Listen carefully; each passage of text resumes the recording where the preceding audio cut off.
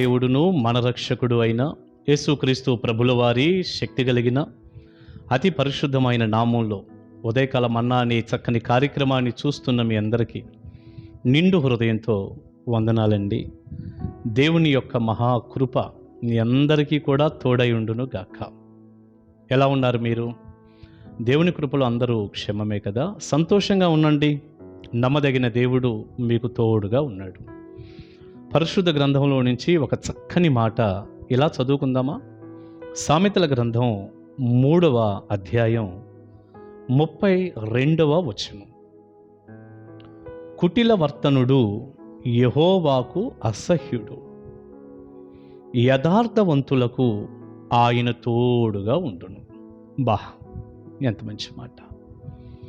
చాలాసార్లు ప్రతి మనిషి ఏమనుకుంటాడంటే, దేవుడు నాకు తోడుగా ఉండాలి, దేవుడు నాతో ఉండాలి, నా వెంట రావాలి, నాతో మాట్లాడాలి, నా సహాయం చేయాలి, దేవుడు నాతో ఉండాలి అనేది మానవుని యొక్క కోరిక, ఒక విశ్వాసి యొక్క ఆశ. మంచిదే, దేవుడు నాతో ఉండాలి అనుకోవటం తప్పేముందండి. కానీ ఈ వచనంలో దేవుడు ఎవరితో ఉంటాడు, ఎవరికి తోడుగా ఉంటాడో ఎంత చక్కగా రాసి ఉందండి. ఎవరితో ఉంటాడట ఆయన?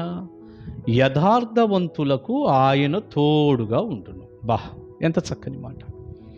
అంటే యథార్థత లేకుండా, మన మాట అవునంటే అవును, కాదంటే కాదు అన్నట్టు కాకుండా, మొత్తం ఉల్టా ఫల్టాగా అన్నీ అబద్ధాలు, ఎక్కడ మాట అక్కడ చెప్పటం, కాస్త మనుషుల్ని ఆకట్టుకునే మాటలు, ఎవరికి ఏది నచ్చితే ఆ దిశగా మనం ముందుకు వెళ్తాం, ఎక్కడ ఏ మాట అవసరమో అలా చెప్పుకుంటూ టోటల్గా యథార్థత లేకుండా అబద్ధాలతో, అస్తవ్యస్తమైన మాట తీరితో, ఖచ్చితమైనటువంటి ఆ మాట, ఆ వాతావరణం లేకుండా, యథార్థత లేకుండా ఉండే వ్యక్తులతో దేవుడు ఉంటాడా? ఉండడుగా. ఎలా ఉంటాడు? యథార్థవంతులకు ఆయన తోడుగా ఉండును అన్నాడు. మరి యథార్థత లేకపోతే ఎలా తోడుగా ఉంటాడు? దేవుడు ఉండాలి, ప్రతి మనిషికి దేవుడు కావాలి. మరి ఎలా ఉంటాడు యథార్థత లేకపోతే? యథార్థవంతులకు దేవుడు తోడుగా ఉంటాడు. అదే ఒకవేళ ఇంతకు ముందే మనం అనుకున్నట్టు కుటిల వర్తనుడైతే. కుటిలం అంటే ఏంటి? అబద్ధాలు, యథార్థత లేకపోవటం, ఎక్కడ మాటలు అక్కడ చెప్పటం, ఏ ఎండకు ఆ గొడుగు పట్టడం, మొత్తం మోసం. అది కుటిల వర్తనుడు, జెన్యూన్ పర్సన్ కాదు. తెలివి అనుకుంటారు కొంతమంది, దాన్ని అనుకుంటారు చాలా తెలివిది, చాలా జ్ఞానయుక్తంగా నేను ప్రవర్తిస్తున్నాను, తద్వారా ఇలా అబద్ధాలు చెప్పి మోసాలు చేసి కుటిల వర్తనుడిగా ఈ మాయా మోసాలతో నేను ఉన్నందువల్ల బాగా సంపాదించాను. విశ్వాసులైతే ఇది దేవుని ఆశీర్వాదం, ఇది డబ్బు దేవుని ఆశీర్వాదం అంట. డబ్బులు దేవుని దీవెనే, కానీ అది అబద్ధాలతో సంపాదించిన డబ్బు అయితే, మోసం చేస్తే వచ్చిన డబ్బు అయితే, ఎదటి వారిది ఆశించి అడుక్కొని తీసుకున్న డబ్బు అయితే, లాక్కున్న డబ్బు అయితే, మోసంతో తీసుకున్న డబ్బు అయితే దేవుని ఆశీర్వాదం. అది వస్తుందండి. మనం అబద్ధాలు చెప్పి మోసాలు చేస్తున్న డబ్బులు వస్తాయి, కానీ దేవుడు వెళ్ళిపోతాడు. దేవుడు ఎందుకుంటాడు అక్కడ? యథార్థవంతులతో కదా ఆయన ఉంటుంది తోడుగా. మరి కుటిల వర్తనుడు అసలు యెహోవాకు అసహ్యుడు అని ఉంది కదా. కుటిల వర్తనుడు దేవుడికి అసహ్యుడంట. నిన్ను దేవుడు అసహించుకుంటా ఉంటే, నన్ను దేవుడు అసహించుకుంటా ఉంటే మనకు తోడుగా వస్తాడు ఆయన? మంచిది కాదు. దేవుడు ఉండాలి అనుకుంటే నీ సంపాదన కొంచెమైనా సరే యథార్థమైనదై ఉండాలి, నువ్వు కష్టపడిందై ఉండాలి. ఎవరినో మోసం చేసి, అబద్ధాలాడి, జిమ్మిక్కులు చేసి, ఎదటి వారిని బొట్లో వేసుకొని మాటలతో మభ్యపెట్టి ఏమండి, ఏదో సంపాదించేశాను, బ్రహ్మాండంగా ఉన్నాను, ఏం ప్రయోజనం వచ్చిద్దా నీ వెంట? మరి నీ వెంట ఏమైనా వస్తుందా? కొంచెం ఉన్నా చాలండి, పచ్చడేసుకుని తిన్నా చాలు. యథార్థత మన ప్రాణంగా బ్రతకాలి. ఎక్కడ చూసినా కూడా యథార్థత లేదు. కళ్ళబొల్లి మాటలు, ఇలా మాట్లాడటం, అలా మాట్లాడటం, కింద ఇట్ట రావటం, అట్టపోవటం. అసలు మనకు నాకైతే అర్థమైపోతూ ఉంటుంది, ఏంది ఇతను ఇలా ఉన్నాడు, జెన్యూన్గా లేదు, యథార్థంగా లేదు, మొత్తం తిక్కిరి బిక్కిరిగా ఉంది టోటల్గా. మళ్ళీ అదేమంటే పాటలు పాడతానంటాడు, వాక్యం ధారాళంగా చెబుతానంటాడు. అయ్యయ్యో, ఎంత మోసపోతున్నారండి. పాటలు ఎవరికి కావాలి? నువ్వు వర్తమానం ఎవరికి కావాలంటే అసలు ముందు యథార్థత లేకుండా ఇవన్నీ చెప్పి నేను కూడా భక్తుడిని, పరలోకంలో ఉంటాననే భ్రమలో జీవించటం ఎంత దారుణం అది. అబద్ధికులు నరకంలో ఉన్నారని రాసి ఉందండి. ప్రకటన 21:8, 22:15 చూసుకోండి. బైబిల్ అంతా అబద్ధాన్ని ఎంత ఖండించాడు దేవుడు. ఈ అబద్ధాలు చెప్పే వాళ్ళ నాలుక కోసేస్తానన్నాడు దేవుడు. మంచిది కాదు అది. అదే నోటితో మళ్ళీ పాటలు, అదే నోటితో మళ్ళీ దేవుణ్ణి స్తుతించడం, అదే నోటితో మళ్ళీ అన్ని అబద్ధాలు. అయ్యయ్యో, యథార్థత లేదు. ప్రియబిడ్డ, ఒక్క మాట నేను చెప్పనా, ప్రార్థన చేసుకొని ప్రభు పాదాలు పట్టుకొని ఆయన కృపను వేడుకుంటూ యథార్థంగా ఉండటానికి నేను ఎంత ప్రయత్నం చేస్తాను. కనీసం కారులో ఒక మీటింగ్కి నేను వెళ్తున్నప్పుడు వెళ్ళాల్సినటువంటి స్థలం దగ్గర నుంచి ఫోన్ వచ్చిందనుకోండి, అయ్యగారు మీరు ఎక్కడి దాకా వచ్చారని. నేను ఇక్కడుండి అక్కడ దాకా వచ్చానని కూడా చెప్పనండి, ఒక్క మాట కూడా చెప్పను అసలు. నేను అబద్ధం ఆడితే నేనేమైపోవాలి? నా కారులో నాకు తోడుగా వచ్చిన ఒకరిద్దరు విశ్వాసులు ఉంటారు కదండి, సంఘ పిల్లలు. మరి నేను అబద్ధికుడుగా వారి ముందు నా సాక్ష్యం ఏమవ్వాలి?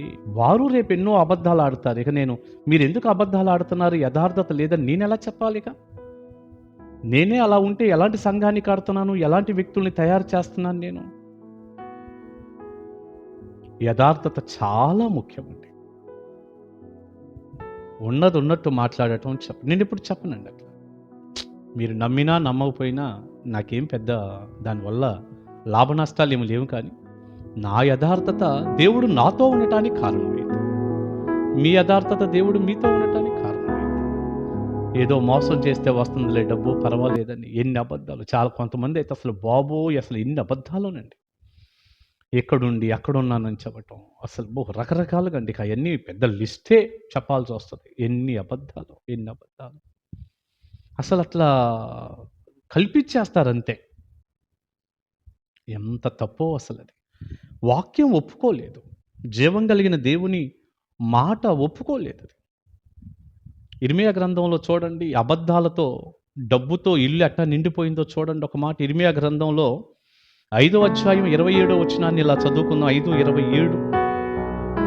పంజరము పిట్టలతో నిండియుండునట్లు, పంజరము పిట్టలతో నిండియుండునట్లు వారి ఇండ్లు కపటముతో నిండి ఉన్నవి, దాని చేతనే వారు గొప్పవారును ఐశ్వర్యవంతులను అగుదురు.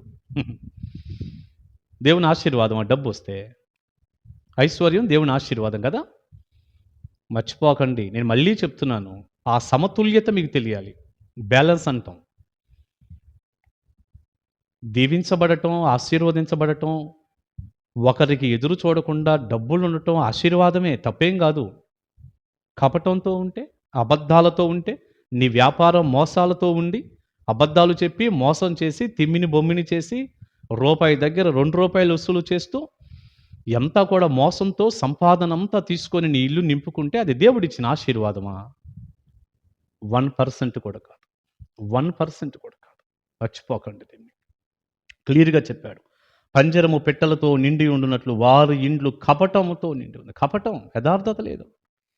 దాని చేతనే, అంటే కపటం చేత, అబద్ధాలు మోసాల చేతనే వారు గొప్పవారును ఐశ్వర్యవంతులను అగుదురు. ఎంతమంది ఈ రోజున మోసం చేసి ఎదటి వాళ్ళ డబ్బంతా దోచుకొని వ్యాపారం పేరిట మరొక పేరిట. ప్రియ బిడ్డ, దేవుని బిడ్డవై ఉండి రేపు నిత్య జీవాన్ని కోల్పోతున్నావుగా.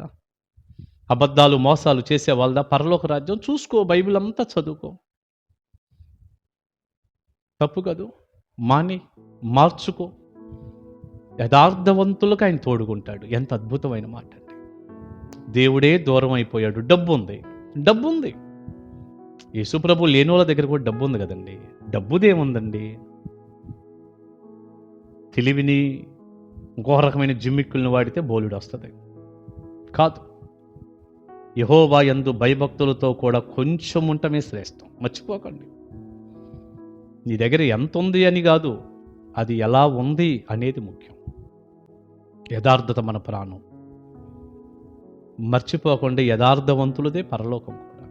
దైవాశీస్సులు మీ అందరికీ నిండారులుగా ఉండునుగాక.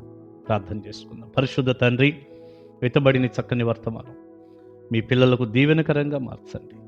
ఎక్కడ చూసినా యథార్థత లోపించటం, పాటలు పాడి వాక్యం చెప్పి మేం కూడా దేవుని సన్నిధిలో ఉన్నాము అనుకుంటూనే ఎన్నో సమయాలలో యథార్థత లేకుండా అబద్ధాలు నైనా మోసాలతో బ్రతుకుతున్న వారిని చూస్తున్న వారందరూ మారుదురుగాక. కృపగల మీ చేతుల్లో పెట్టుకుంటూ మా ఇండ్లు మీరిచ్చే దీవెనతో నిండాలి కానీ కపటంతో వచ్చిన ఐశ్వర్యంతో కాదయ్యా.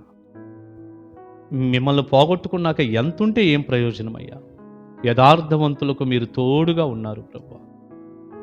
యథార్థతను ప్రేమించే ప్రతి బిడ్డకు మీరు తోడై ఉండి నడిపించి మహిమ పొందమని, గొప్ప కార్యాలు చేయమని యేసయ్య నామాని ప్రార్థన మనవులు అడుగుచున్నాను తండ్రి.